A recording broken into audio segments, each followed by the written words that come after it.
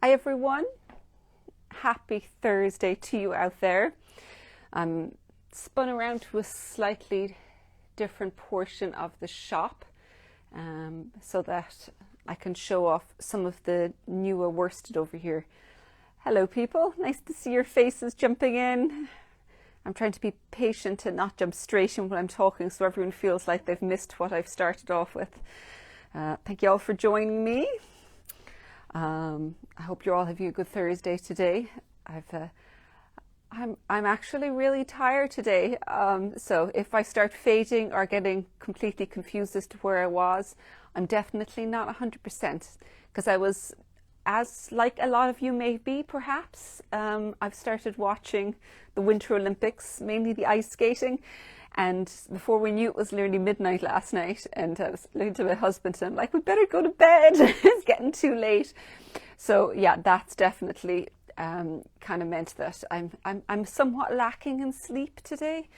Plus, this morning it was extremely exciting because we went up to the university and we did a big photo shoot for the first 3 patterns for the Celtic Knits Club. So the Celtic Knits Club, the first one is going to have 2 patterns, one by me and one by Laura. And then we also, Emer did the second installment and it just arrived yesterday. So it means that we actually put that into the photo shoot as well. So they turned out really nicely, but it is tiring. And when you started off tired to start with, it's kind of like compound tiredness, if you want to say. So my brain's not fully in gear today, that's for sure. But one of the things I wanted to talk to you about today, I know some of you up here are already part of the Seasons Club, but I wanted to say that if you were waiting for a specific pattern from the Autumn Seasons Club, they've all now been released. So there's patterns, workshops and yarn kits up there for the different patterns. So if there was only one that you wanted to try out, you get a chance to jump in at this stage now. So what I was going to do today was pull out the different patterns, introduce the techniques that we talk about in them.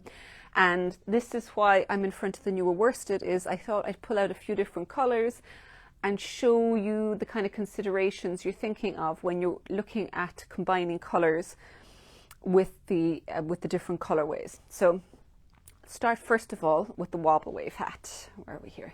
So there was 2 versions of that knit up, because there was this one has a folded brim, so you can see it's stretched out like this with half one color and half the other, and it's designed then to be folded so that you've got a folded brim. And then the other one is just a single brim like this. So if you haven't done color work before, this is actually a really good pattern to start with, because it's straightforward in that it's got the same pattern repeated all the way through. It's very visual, so you can see very quickly if what you've done is correct. You'll spot a mistake quickly. And also because it's a worsted weight, so it's a little heavier, there's less stitches in each round. So as you're working through, you're not doing very, very tiny stitches with the huge amount going around. So it happens much more quickly. I've also taken care to not have very big jumps or steps between each of them, which means that you don't have to worry about carrying floats and things like that. So, you know, for newer colorwork knitters, it should be pretty straightforward. Now, if you haven't done color work before, the workshop is probably going to be helpful for you, because I'm showing you how I use it to hold the yarn in 2 hands, which I find it the most straightforward way of doing color work. You do not have to do it that way. I know there's plenty of people like to hold both yarn in one hand or in the other, and there's even rings you can get to hold the yarns.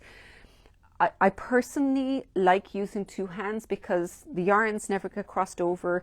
It's less messy, and it's just, for me, it's tidier. So I was just going to show you the way that I find the most useful. But you can use your own method or whatever your preferred way of doing it is.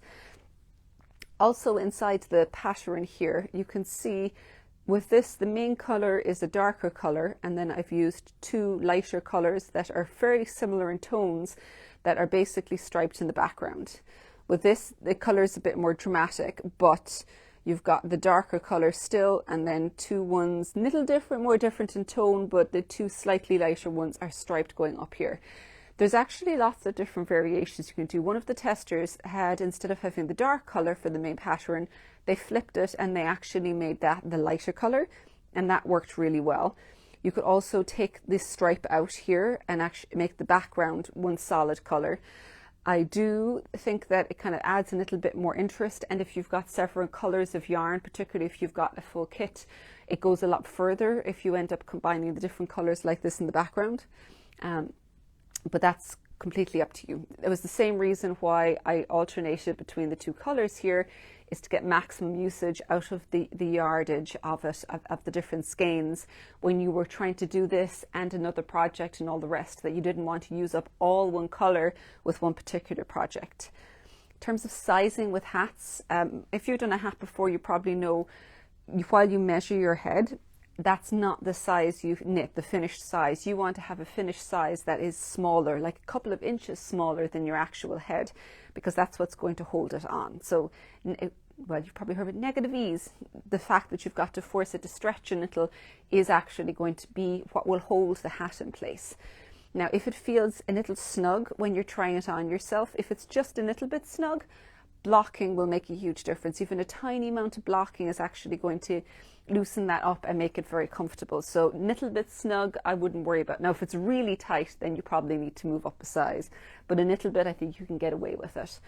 In terms of whether you get a pattern or a workshop or all the rest of it, if you need help with the techniques, or you want to kind of hear me talking a little bit about the subject, then go for the workshop, and the pattern comes within the workshop as well, so you don't have to get that separately. It actually is built into it. If you know what you're doing with colour work and you've done something like this before and you just want the pattern, then just jump in and get the pattern. Both of them, if you get them on the Stone & Stitches website, and you get a yarn kit, which is just going to be a bag and several colours of yarn, then they're going to have a 5% discount for the two combined. So it doesn't matter whether you get the workshop or the pattern, both of them will give you that discount with the yarn kit. I might actually very quickly look at a few different color options here. So I bring a small bit closer here. So if you like very subtle and you wanted to go with, for instance, the lighter color in the front, you could take this as the wave pattern and then combine even Late Night Blues and August Storms in the background with this running across the front. Or you could do it the other way around, where, let me put it up here, the greens are also going to be another really nice one. So you could have these two as your background color with this as your stitch pattern. So this is Sea Veggies, Unexpected Macaw, and Drift Lass. I try to remember all the names. So you could have this running up through the back, and those two tonally are going to be close enough that they will stripe quite nicely together in the background, I think. And you can also decide how much contrast versus how little you want, because the closer you come in the kind of colors, like even though you still have big tone difference, because you do want a tone difference, because without that in color work it's not going to jump out, but you can get away with pretty similar colors once you've got it. Like by tone I mean lights and darks, really, in terms of the colors themselves. So they would be kind of from the ones that are up nice and high here anyway, nice and easy to combine together, and all of the colors are going to work pretty well. In the yarn kits we've put in ideas for different ones based on the main parts of the club. If you would much prefer to have something else in there, you can either go order things separately, or within the kit you can also put a comment in the notes when you check out and say, could you swap this color in for that? That's no problem. So, but just, yeah, you can just add it to the notes and you should be able to do that. So that's the first one, the Wobble Wave hat. Next one over here is our Feather Wave cowl. So this is a cowl that's knit in the round from the bottom up, and the background color is the August Storm here, and you use 2 skeins of that, and then it goes through the stripes of the different colors. So it's 1, 2, 3, and then you repeat those 3 again. So the kit comes with 2 skeins of the background color and 1 of each of those 3 ones. Then in terms of these colors here, this strand or even what's inside, you can kind of play around with them. So again, you can actually combine most things here are going to work really well. If you want to get a nice bit of contrast, you probably want to stick with kind of a darker color and then go for lighter ones or brighter ones that will come up here so that you're going to get a nice bit of stripe. But you could also flip it around the other way where you had this lighter color and go darker with each of these as well. It's all about contrast. Really is the big thing, is that you just want to have a nice bit of contrast between the two different colors so one will pop out against the other. In terms of the stitch pattern here, most of it is garter stitch, and what you're doing with the color work is you've got those stripes of color, but then you have this is a slip stitch and cable pattern here that creates these little feather waves, and they're very simple to create, but they're very effective, and you can see it staggers over here, and then this one is back over here. So it's the same one, but it's just, it starts in different spots as you go up, so it's staggered back and forth. And then the top of it has got a folded hem that you just have the live stitches that you hem through and an I-cord that you can pop in. I was saying the last time that this can either be used to tighten it at the cowl, or you can actually pull it up and use it as a hat as well. It works extremely well as a hat, surprisingly so actually. It is a slightly looser hat, obviously, because it just fits as opposed to having a lot of negative ease. But because of the extra thickness and things here, it works very, very well as a hat. In fact, you can use it as a ponytail hat with your ponytail coming out, because that's accidentally when we were photographing how I ended up with it, because pulled the cowl up, and then when I tightened it up, all of my hair, of course, was trapped in the middle, and it worked fine. I've never deliberately set out to create one of those ponytail style hats, but I apparently accidentally created one with this one. So if you've got long hair and very thick and find it hard to get a hat to fit around it, this might actually be a really good option for you to be able to trap your hair and wear a hat that fits you well. So there you go. You need a cowl that's really a hat, apparently. So they're the first two of the patterns, and the last one was the Brute Mitts, these ones here.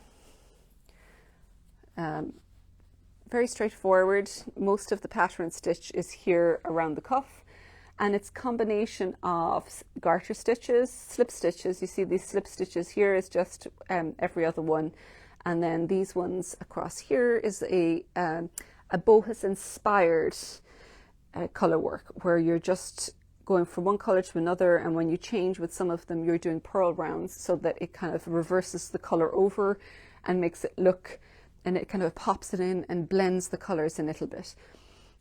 Again, like with all the ones we've been talking about before, contrast is important with these in terms of color, because if you've got colors that are very similar here, you're just not going to be able to see the stitch pattern. So by contrast, you want lights and darks versus brights and not so brights, because it's the tonal difference is what you're looking for here. So if you had this as a light brown, like Bare Necessities would work fine here. And for the, instead of, because this is Kitten Fluff, Cowl, and the red here is Dare You. Just remembered it in time. But you could actually put in, where is it? Let me pull up some of them here. This would also be lovely in it. This is Cafe Flamingo. Instead of the red would also be really nice. Or even like most of the colors really. This one is your Harvest Moon. So Harvest Moon instead of that, they're all going to work extremely well. And if you're doing a couple of the patterns, then you might end up deciding to swap one of the colors out because you have more of another one left. But it does take very small amounts of colors here, but it makes a difference, and it kind of really jumps out and pops at you, you know. Now, if any of you have any other questions in relation to those, or anything else you want to ask me, just pop it on up there. I will say as well with these that it's worth taking a look at some of the projects that have popped up, because people with the clubs, even though there was 3 different seasonal options with several different colors in each, people combine them in their own way. So there's, even with the same color families, there's really different looking patterns. They all look really, really good, the finished pieces, but there's big variety in them, which is just fantastic. So yeah, I love seeing that. So it's well worth taking a look at the finished pieces that people have done on them. The other thing that I wanted to say to you as well is, next Monday, we've got Valentine's Day coming up, which is traditionally not a yarn holiday, but we've actually been playing around in the shop, having kind of a hard enough time doing it, but basically grabbing all of the red yarn we had and trying to create little yarn hearts. It's still a work in progress, but keep your eyes out in the next couple of days for some more little bits that we've been putting together. It's a challenge for Laura, and Nadia keeps egging her on to go and create more yarn hearts. But I think they're going to come up with something really nice by the time we're finished. So just keep an eye out for that. And Nadia just joined just in time. You just missed me talking about you, Nadia, and our Valentine's Day yarn hearts. And of course, this weekend there will be a special newsletter out with some special Valentine's discounts. So if you're not subscribed, jump in and subscribe now to make sure you don't miss out.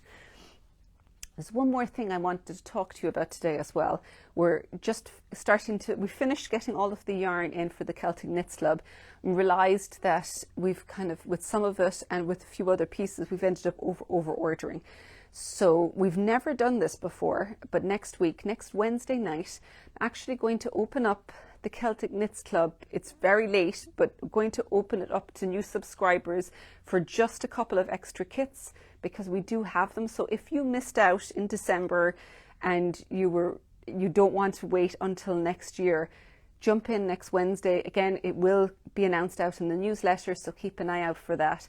But we're going to just open up a couple of extra slots just over a few days.